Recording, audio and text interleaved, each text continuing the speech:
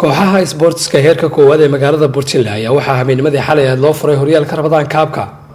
kaasoo habeenada Ramadaanka salaada taraawiixda kadib ka socon doona garoonka kubadda cagta ee Jimicsiga Nugaal magaalada Buurtile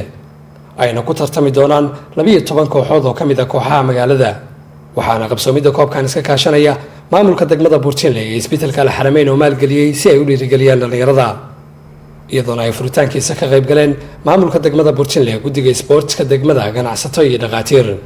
gudoomiyaha dhalinyarada iyo ciyaaraha degmada Buurtile Ibrahim Cabdullaahi Cibaar ayaa ugu horeyn ka warbixiyay ujeedka dhalinyarada loogu qabtay tartankan dhalinyarada waxa lagu wacyigelinayaa taariibaha muqaadaraadka waxyaabaha noocaas ah in laga soo jeediyo oo lagu qabto mashquulin koobka lagu mashquuliyo dalkooda iyo dadkooda la jeclaysiiyo barnaamijkaas baa koobkan loo qabtay aad iyo aad baan ugu hambalyeynaa shirkadda Xarameyn kambanigan oo hadda iga dambeeya oo koobkan qabqaabiyay ama kalaha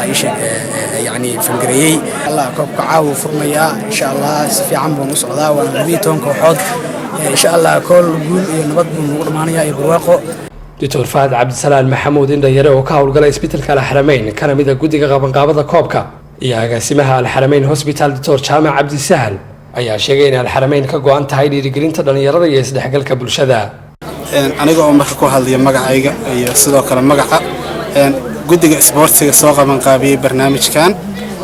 sidoo kale ku hadlaya ka dhakhtar ahaan ka tirsan teamka Al-Xarameyn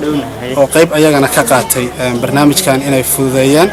oo waxa weeye dhalinyarada inay siiyaan motivation aan ku dhiirigelino waxa weeye inuu sportigu yahay dhalinyarada wax isku keeni kara sidoo kalena bulshada qayb weyn ka qaadan kara horumarkeeda marka aad iyo aad baan waxa weeye ugu mahadcelinayaa saxaafadana sidoo kale أنا كهذا مجا حرمين مركلو حان كنت سود وين يكوب كان أنا جو اختار حنو سود وين دام سبورتس كوي هاي آدي وين أو منفعية عفمات كشخصي عفمات كبشرة شخصي أنا منفعية عفمات كيسة كل شيء أنا منفعية وكشقية سكحركة بشرة وحن مركل سود وين يكوب كان أنا أدق مهدعني أديك سوق مقابسي dhanka kale labada kabtan ee matalaya kooxaha lagu furay horyaalkan ayaa ka warbixiyay dareenkooda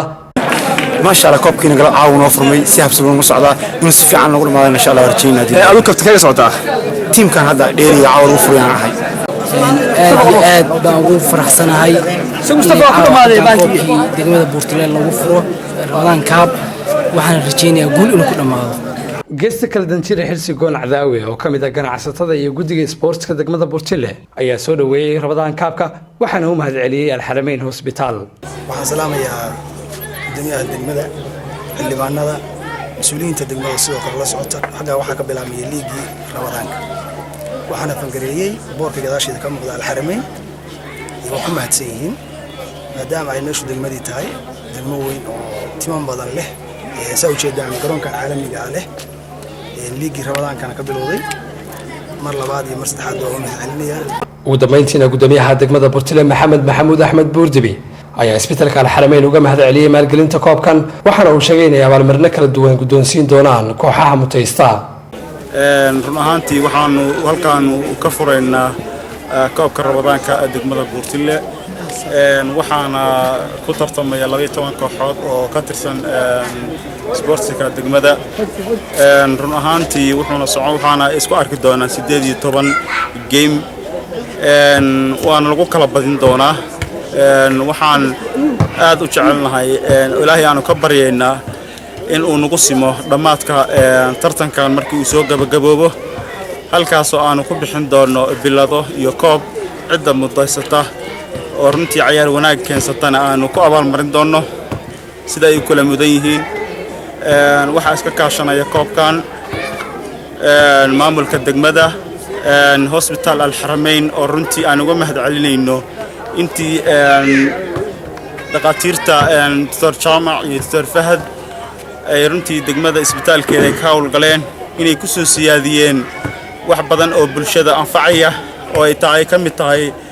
dhiirigelinta sportiga caawito inay qayb weyn ku leeyihiin maalgelinta koobkaas guuleysatid jaamac warbaahinta dawladda Puntland Buurtile